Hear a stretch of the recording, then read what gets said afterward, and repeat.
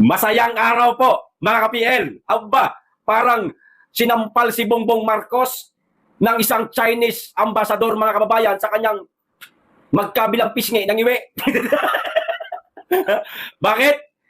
Di ba gaya nung December 4, 2025, mga kababayan, personal na in-inspection ni Bongbong Marcos, etong Bukana Bridge.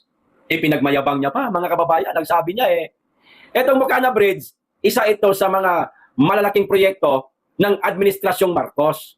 At tinawag na po ito, mga kababayan, na legacy project daw.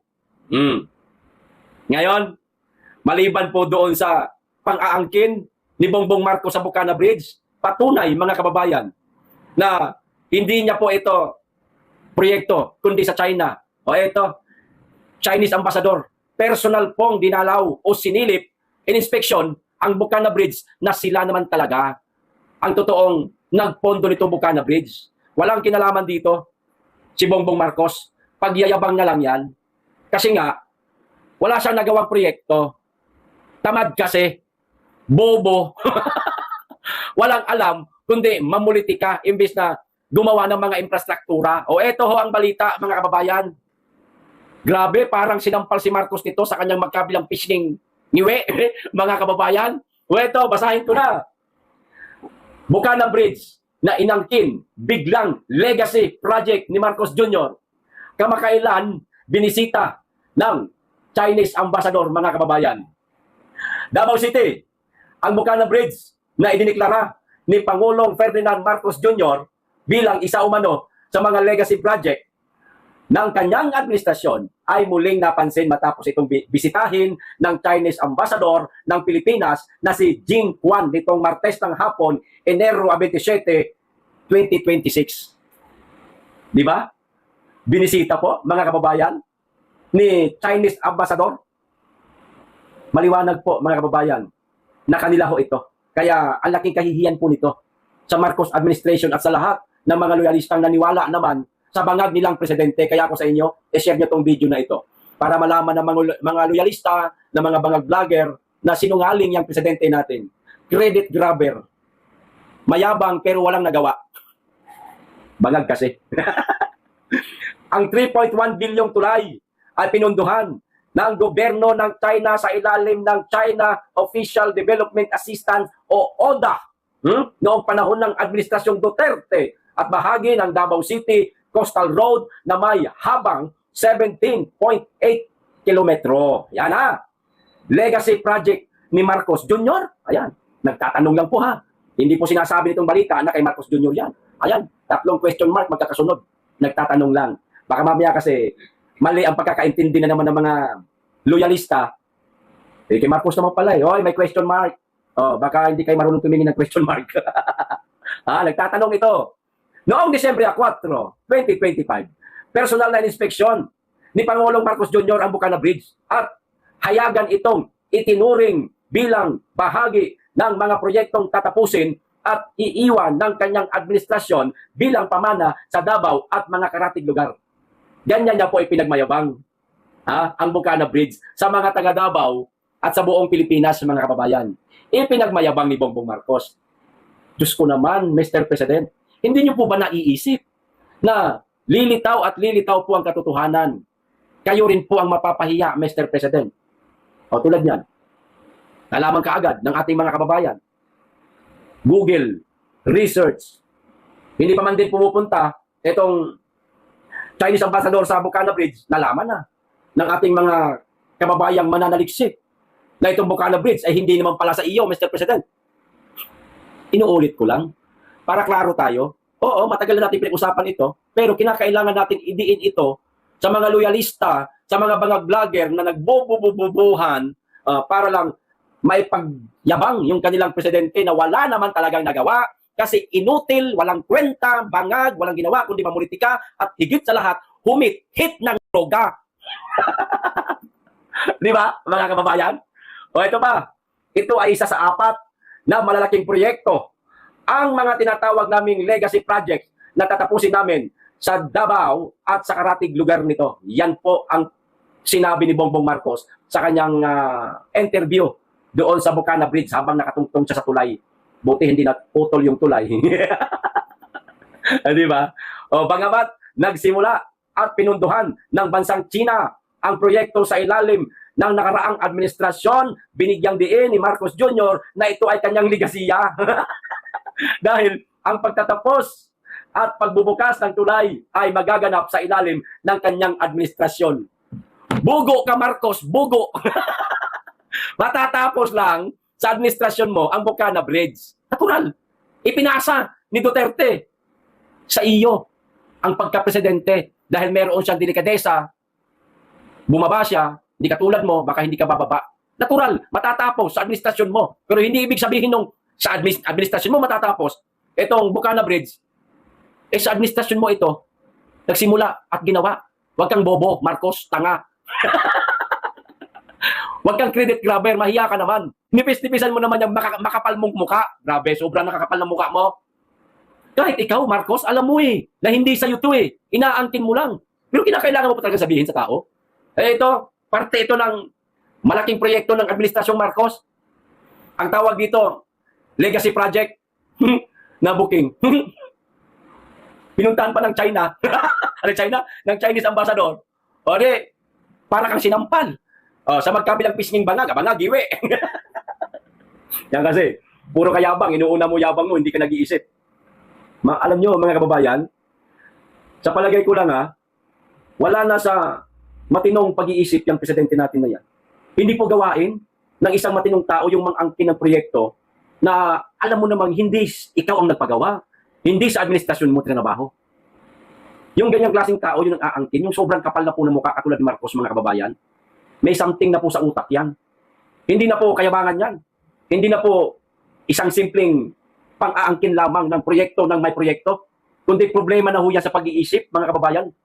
Kaya pala, nagkakaganito na po yung ating bansa kasi hindi na po kayang pamunuan ng ating presidente. Ultimo nga, simpleng proyekto na hindi naman sa kanya, inangkin niya pa para palabasin sa mga kababayan natin sa kanya. Ayun, kalaunan, nalaman din. Papel ng proyekto, ito na, ang Bocana Bridge na nag-uugnay sa barangay 76-A Bocana at Matina Aplaya ay inaasahang magpapabilis sa daloy ng trapiko, magpapagaan sa congestion at magpapalakas ng aktibidad pang-ekonomiya sa Davao City sa oras na ganap na itong ma-integrate sa Coastal Road Network. Yan po ang pinakapapel ng Bocana Bridge. Kaya yan inilagay. Malaking tulong ho ito. Ang pagbisita ni Ambassador Jing Quan ay muling naglatag ng visible role ng China sa proyektong ngayon inaangkin bilang legacy project ng kasalukuyang administrasyon. Ang sakit naman ng balitang ito. Sa gitna ng mas malawak na usapan ukol sa foreign-funded infrastructure at pamana ng mga nagdaang pamahalaan, hindi sa kasalukuyang pamahalaan. Itong Administrasyong Marcos, wala tayong aasahan. Ang maniniwala lang dyan, yung mga bangag niyang supporter, mga kababayan. Di ba? Ang laking kahihiyan ito. Sinimplihan siya ng Chinese ambassador. Sino? Si Marcos. Sinimplihan siyang ipahiya, mga kababayan. Hindi man nagsalita yung Chinese ambassador na amin itong Bocana Bridge. Hindi ito sa Administrasyong Marcos. Walang ganon. Pero yung ginawa ng Chinese ambassador na bumisita doon sa Bocana Bridge, maliwanag yon na konti na lang sabihin loko-loko yung presidente nyo. Sinungaling nga. Credit grabber.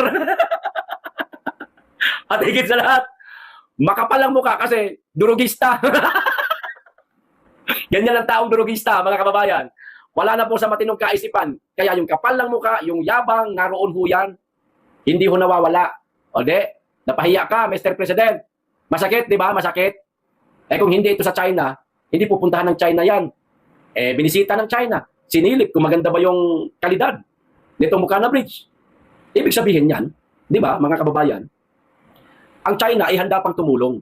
Hindi lang sana sa Davao City, kundi sa buong Pilipinas. Kung matino ang relasyon ni Bongbong Marcos at ni Chinese President Xi Jinping. Ang problema hindi mabuti yung kanilang relasyon. Kaya kita nyo, wala tayong masyadong tulong na natatanggap mula sa bansang China. Di ba? Kasi Napakataas ng yabang ng ating presidente. Parang kaya niyang pamunuan yung bansa natin. Simpleng bagyo nga, hindi niya malutas-lutas. Napakamot pa sa ulo. Anong gagawin natin? Presidente yan? Tapos pamumunuan mo ang bansa? Bagyo? Hindi mo kayang lutasin yung tinamaan ng bagyo? Napakasimple lang naman eh. Di tulungan mo. Yung mga kababayan natin tinamaan ng bagyo, yung mga bahay nilang nasira, bigyan mo ng materyales.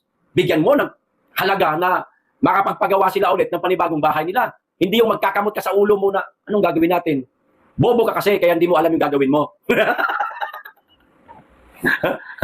Nakakahiya. Ako sa'yo, lisanin mo na yung bangko dyan sa Palasyo Malacanang. Marami pang matutuwa sa'yo. Baka pasalamatan ka pa, sir. Di ba? Ito pa isang balita, mga kababayan. Kalimutan na natin si Bangag. Bangag talaga yan eh. Ganyan talaga mga bangag. Wala sa matinong pag-iisip. May saltik baga. Ito pa isang balita. Tungkol po ito kay Saldico, mga kababayan. Tila may hirit itong si DILG Secretary John Vic Rimulya kay Saldico. Return $1 billion tsaka tayo mag-usap. Yan po ang sabi ni John Vic. May hirit si DILG Secretary John Vic Rimulya sa feelers o paramdam ni dating Congressman Saldico na makipag-dialogue sa pamahalaan. Ayon sa kalihim, bago ang anumang usapan, dapat munang ibalik ni Ko ang bilyon-bilyong pisong pondo na dawit sa flood control scam. Diyos ko naman, pare-parehas mga bangag itong mga ito. Presidente, bangag.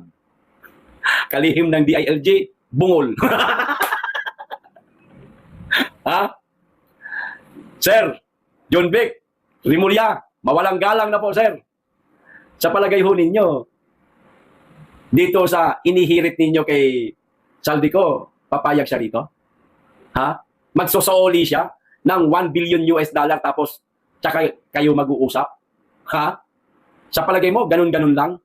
Kadali para sa mga Pilipino na magbabayad lang o magsosooli lang si Saldico ng $1 billion tapos baka hindi na namin makitang makulong yung mama na yan. Hindi ibig sabihin maraming ikinanta si Saldico, absuelto na siya sa mga Pilipino. Dapat niya pa rin managot sa batas.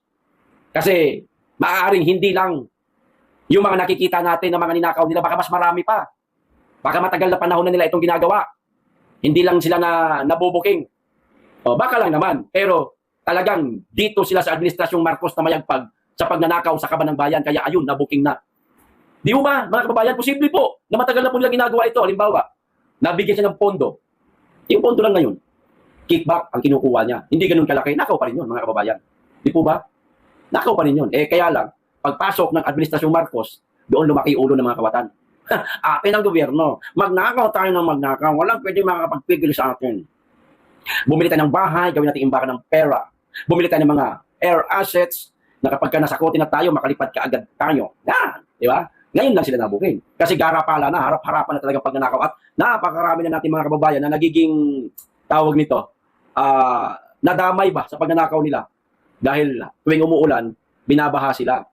Iba, namamatay pa nga dahil sa lakas ng baha, dahil hindi maayos ang mga flood control project sa ating bansa. John Vic Rimulya, sir, mawalang galang po ulit. Gamitin nyo po yung inyong intelligent fund para mahanap nyo kaagad si Saldico.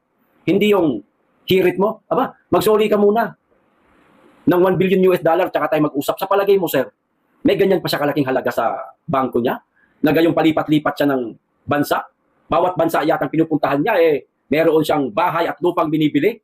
Para nga naman hindi na niya kinakailangan magbayad ng napakamahal na renta.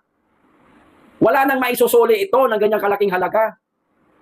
Hanapin nyo. Kumilos kayo. Yung iba, napakadali nung hanapin. Saldico, hirap na hirap kayong hanapin.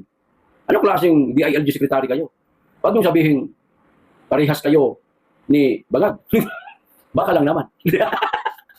Hindi namin tinutumbok. Pero, parang ganun na rin. Di ba? Hanapin nyo po. Trabaho nyo ho yan Bira naman kayo. Hindi papayag yan. Sinong tanga na magsosoli siya ng $1 billion tapos mag-uusap kayo? Sa palagay nyo, papayag siya sa gusto ninyo? O halimbawa, papayag siya. May pera pa ba siyang ganyang kalaki? Wala na. Kumilos ho kayo. Magtrabaho. Ipakita nyo sa tao na kaya nyong hulihin itong taong ito. Nang sa ganun, hindi kayo makatanggap ng samot-saring komento ng ating mga kababayan, lalo na't masasakit pa. Hindi po ba, mga kababayan, inutil lang ang datingan. O ito pa isang balita, mga kababayan. Tungkol naman po ito kay Pambansang Ilong. Pambansang Ilong. Sino yan? Hindi niyo kilala? Ay, Tariela po. Ayan o. Nilinaw ni Philippine Coast Guard Commodore J. Tariela na hindi binabatikos ng Pilipinas ang China, kundi inilalantad lamang umano ang pambubuli at agresyon nito sa West Philippine Sea. Yan po ang sabi ni Tariela, mga kababayan. Inilalantad lamang namin pambubuli ng China. Sa ginawa yata nilang hindi pagganti sa ginawa ng mga Chinese Coast Guard na pambubomba ng tubig sa mga taga PCG, para sa kanila, inilalantad nila ang pambubuli ng China. Papayag ba kayo niyan, Tariela, na ilang taon kayong bobombahin ng tubig ng CCG? Hahayaan niyo ba na araw-arawin kayong buhusan ng tubig ng CCG? Hindi ba kayo gagante? Hahayaan niyo po ba na bulihin na lang kayo? Total, kayo na po may sabi na nambubuli lamang ang China sa mga taga-PCG, maging sa mga mangingisda nating mga kababayan. Huwag niyo pong hahayaan, sir, na araw-arawin kayong hagisan ng tubig ng mga taga-China na yan, ng CCG na yan. Gumanti ho kayo nang hindi po kayo matawag na duwag. Bumili kayo ng mga pag-spray din ng tubig dagat na mas malakas pa sa kanila. O, di magbuhusan kayo ng tubig. Huwag niyong tatakbuhan. Mahirap sa inyo pag kayo binuhusan ng tubig ng CCG, talikod, takbo. Tapos, pa-victim, paawa effect, binuhusan na naman kami ng tubig ng CCG. Tinaboy na naman kami. Pati yung mga mangisda, tinaboy. Wala kaming kakayahan. Inang yan. Puro ka ganyan, puro ka drama. Pakita mo na may tapang ang Pilipino. Huwag kayong duduwag-duwag, sir. Hindi naman po ibig sabihin na makikipaghagisan din kayo ng tubig sa CCG, naghahamon na kayo ng mas grabe na palitan. Walang iba kundi armas na, hindi ganon. Tubig lang ang isinaboy nila sa inyo, edi tubig lang rin. Ang gamitin ninyong pangsaboy sa kanila o pangtaboy sa kanilang naglalakihang barko na Coast Guard. Ganun lang. Hindi ibig sabihin nun, naghahanap kayo ng away. Huwag kayong magpabuli. Lumaban ho kayo. Kaya naman namimihasa yung mga CCG na yan kasi hinahayaan nyo lang. Huwag niyo po hayaan na bastusin kayo, bulihin kayo araw-araw kung pakiramdam ninyo na binubuli na kayo. Pagpalagay natin, nasa loob kayo ng EEZ. Tapos papayag kayo na hagisan kayo ng tubig ng CCG. Nasa loob kayo ng EEZ. Huwag kayo papayag. Huwag kayo magpapabuli kung bully man ang tingin niyo sa China. Kahit na tinulungan nila yung mga kababayan nating mga nalunod yung kanilang barko. China ang tumulong. Nasaan ang PCG? Tulog. Sa pansitan. Takot nga yata kayo sa malalaking alon Kaya nyo hindi nasagip yung mga kababayan nating nanunod Kaya ang sumagip na lang, CCG. Kasi kalalaki ng mga barko nila. Talagang may kakayahan na basagin yung mga malalaking alon na yan. Kayo nasan? Wala, di ba? Tulog sa pansitan. Di ba kayo nahihiya niyan? Kesyo katatapang nyo kuno. Pero simpleng pag ligtas lang sa mga kababayan nating nalunod yung barko, hindi nyo nagawa. Bumili ho kayo ng mga malalaking makina na pang-spray ng tubig sa mga taga-CCG. Labanan ho ninyo. Wag ho kayong duwag. Wag ho kayong matatakot. Hindi naman siguro nakakategi ang tubig na. Tubig lang naman yan. Pag tinamaan ka dyan, talsik, oo, masakit, lamog. Pero at least naipakita nyo sa kanila na kaya nyo. Wag ho kayong magpapatalo. Pilipino tayo, dugong mandirigma tayo. Wag nyo sabihin, supot kayo, Tariela, kaysa sa mga CCG na yan. Kasi ang pagkakaalam ko, pagka sinabing Chekwa, mga hindi tuliyan, supot siya. Supot ho ba kayo, Tariela? Dumaan ho kayo sa tuli. Pilipino kayo, matapang kayo. Tama naman yung sinabi ni Senator Robin Padilla. Bumili kayo ng mga kagamitan na pang-spray na ng tubig sa mga taga-Chinese Coast Guard. May pera naman kayo, may pondo naman kayo, pero hinahayaan ninyo, di ba? Hindi nakatikim kayo kay Senator Robin Padilla ng sermon. Puro kasi kayo pa-victim, puro kayo paawa effect para magalit itong ating mga kababayan sa CCG. Wag ganun. Parang pinalalabas ho ninyo na napakasamang tao nitong mga Chinese Coast Guard. Ito, nilinawin ko. Hindi ibig sabihin kinakampihan ko na. ang Chinese Coast Guard ha. Walang ganun. Sinabi ko pa nga na bombahin din ninyo ng tubig. Gumanti ho kayo. Huwag niyong hayaang bulihin kayo. Bumili kayo ng kagamitan. O, di ba sinabi kong ganun? O, hindi ko kinakampihan ng CCG. Siyempre sa PCG ako kakampi. Sa Philippine Coast Guard tayo, Pilipino tayo eh. Di ba? Eh kaso, parang natatakot ho kayo eh. Takot kayo makipagsabayan ng buhusan ng tubig. Sa mga taga CCG, huwag niyo pong hahayaan. Nakantiin kayo ng kantiin araw-araw, gantihan niyo po. Bumili kayo ng mas malaking barko tulad nung mas malaking barko kaysa sa CCG na yan at lagyan nyo ng talagang yung host na malalaki. O lumaban kayo. Tignan natin kung hindi natin mapalaya sa mga yan. Di ba? Tariela? Huwag kayong gagaya. Sa bangag. Hindi naman yata kayo bangag. Kayong gagaya doon. Alam ko may tapang kayo. Labanan nyo ang Chinese Coast Guard. Makipagbuhusan di kayo ng tubig. Ganun lang. Di ba? Kung kaya nyong gawin. Ayos, hanggang dito lang po. Maraming salamat. Mag-iingat kayo lagi at higit sa lahat. Mahalin natin ang Pilipinas.